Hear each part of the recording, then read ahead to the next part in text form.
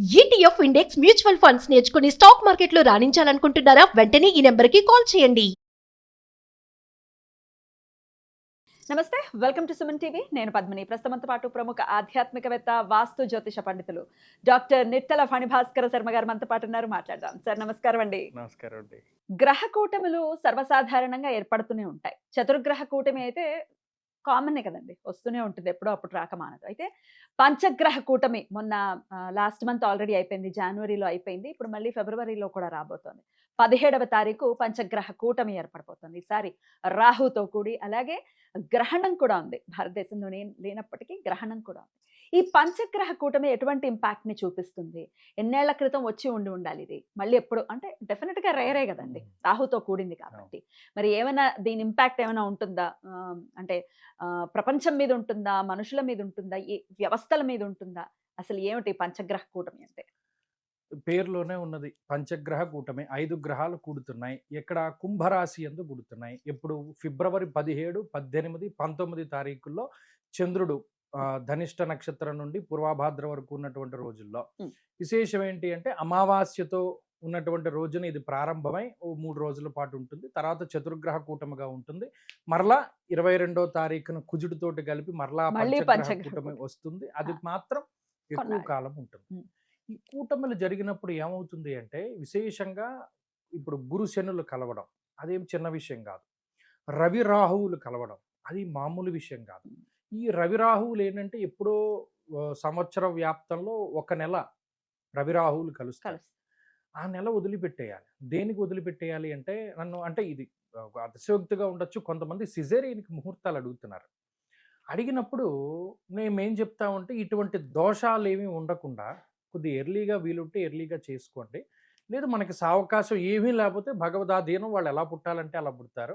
ఈ ఫిబ్రవరి నెలలో మాత్రం వీలున్నంత వరకు 16 లోపు కొంచెం డేట్ అటు ఇటుగా మీరు చేసుకోగలిగితే ఈ పితృదోషం అన్నది రాకుండా ఉంటుంది.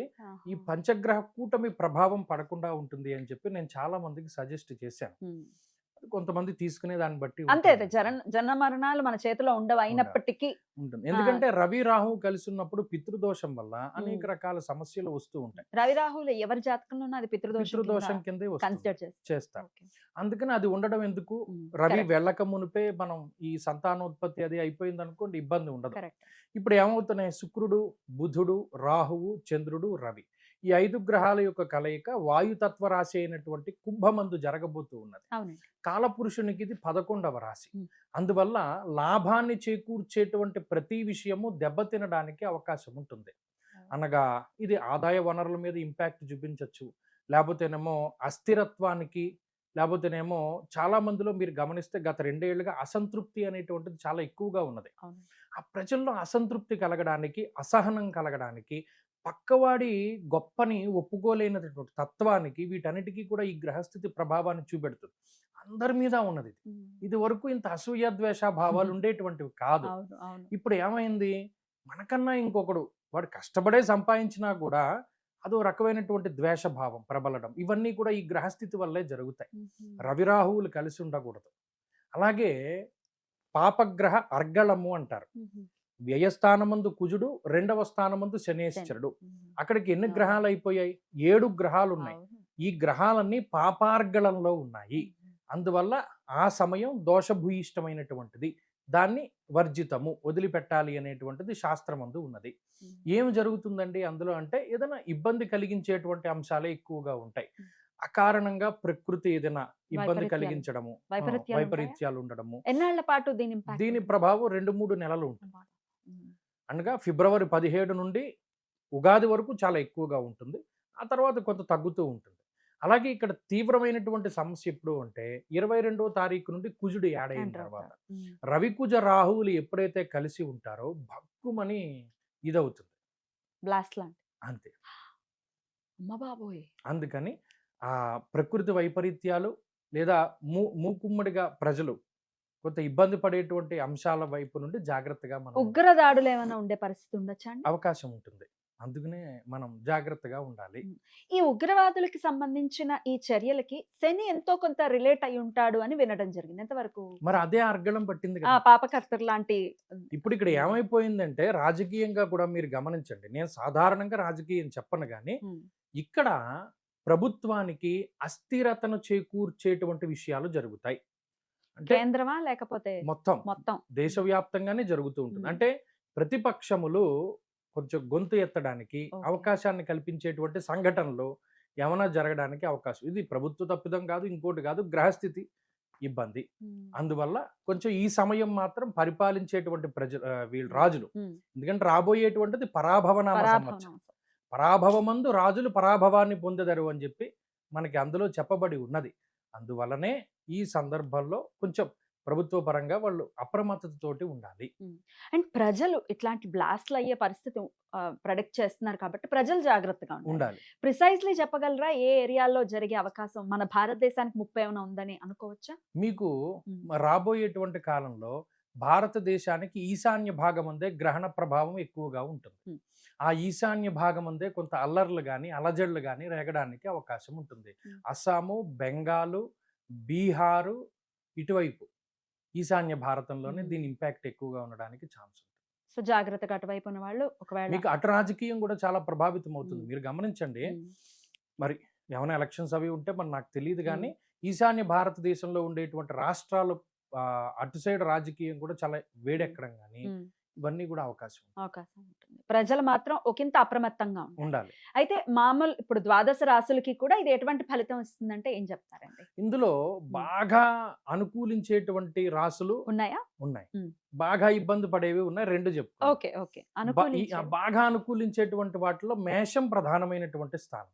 ఎందుకంటే మనం ఏ గ్రహానికైనా బాగా లేనప్పుడు సంకల్పం చెప్తే ఫలానా గ్రహం శుభ ఏకాదశ స్థాన ఫలవాప్యర్థం అని చెప్తారు. మరి నిజంగా ఏకాదశంలో ఉన్నప్పుడు వాళ్ళకి చాలా మంచి చేస్తారు. అంటే అనుకోనటువంటి యోగము అది కలుగుతున్నట్టే లెక్క. ఎందుకంటే మేషం ఇప్పుడు బాగా లేదు, ఏనాటి శని, గురుబలం లేదు, చాలా ఇబ్బంది. ఎందుకంటే అతి క్లేశం అంతక్లేశం ధనచ్ఛేదం అన్నాడు. మానసికంగా వాళ్ళు చాలా సఫర్ అవుతున్నారు. ఉద్యోగ భంగం, ఉద్యోగం రీత్యా దేశాంతరంలో ఉన్నటువంటి వాళ్ళు ఇలా ఎవరైనా సఫర్ అవుతారు. ఇప్పుడు ఈ పంచగ్రహ కూటమి అనుకోని యోగాన్ని వాళ్ళకి ఇస్తుంది. ఊరట. వృషభం దశమంలో పడుతూ ఉన్నటువంటి పంచగ్రహ కూటమి, దిగ్బలయుక్తుడైనటువంటి రవి, అర్ధసిద్ధి సదారోగ్యం బంధు సంతోషవర్ధనం అన్నారు. అంటే వృత్తిపరమైనటువంటి ఎదుగుదలని ఇస్తుంది. వృత్తిలో గుర్తింపు కానీ లేదా వృత్తిలో ఏదైనా అసాధారణమైనటువంటి ప్రతిభ కనబరచడానికి కానీ ఆ పాజిటివిటీ దూసుకుపోతుంది. వృషభం. తదుపరి కన్య. కన్యకి షష్ఠ స్థానం ఉంది. గౌర్భూమి శత్రునాం లాభం. శత్రువు వీడి మీదకి ఇలా రాయి చూస్తే అది పువ్వు కింద మారిపోతుంది. కన్యారాశి. శత్రువు మీకు ఏది చేద్దాం అనుకున్నా అది వాడిని రివర్స్ కొట్టి వాడి వల్ల మీకు మంచి జరుగుతుంది. షష్ఠేరవౌ సుసౌఖ్యాదిని ఎత్ర కార్యార్థ సాధనం. ఏదనుకుంటే అది జరుగుతూ ఉంటుంది. వాడికే నమ్మబుద్ధి కాదు. అదేంటి మన జాతకం ఇప్పటివరకు ఎలా ఉంది, ఇప్పుడు ఏది పట్టుకుంటే అది ఎదరికి వెళ్ళిపోతుందని అనుకుంటారు. తదుపరి ధనుస్సు రాశికి ఇది చాలా మంచి చేస్తుంది. వారికి తృతీయమందు ఏర్పడబోతూ ఉన్నది. కుజ బలం కూడా పెరిగితే ముందు వీళ్ళకి ధైర్యం వస్తుంది. ఫస్ట్ ధనురాశి వాళ్ళకి లేనటువంటిది ఇప్పుడు ధైర్యము. వారికి అసలు ధైర్యం లేదు, ఇబ్బంది పడుతున్నారు. ఆ ధైర్యాన్ని ఇస్తాడు. తదుపరి మకర రాశి. మకరానికి ఇది చాలా మంచిది. ద్వితీయంలో జరగడం మంచిది. ద్వితీయమందు రవి మాత్రమే కొద్దిగా ఇబ్బందికరమైనటువంటి గ్రహం. నిష్ఫలం కృషి వాణిజ్యం విత్తరాశిగతేరవవు అన్నారు. ఇక్కడ రెండవ స్థానమందు రవి ఏ పని చేసినా ఫలితాన్ని ఇవ్వడు. ఆ రవి ఒక్కరు పాపగ్రహం తప్పించి శుక్రుడు గాని బుధుడు గాని రాహువు గాని యోగిస్తారు. మెజారిటీ ప్లానెట్స్ బాగున్నాయి కాబట్టి మకరం కూడా కొంత ఆశాజనకంగా ఉంటుంది. వాళ్ళకి ఏమవుతుంది అంటే మాటకి వాళ్ళ విలువ పెరుగుతుంది.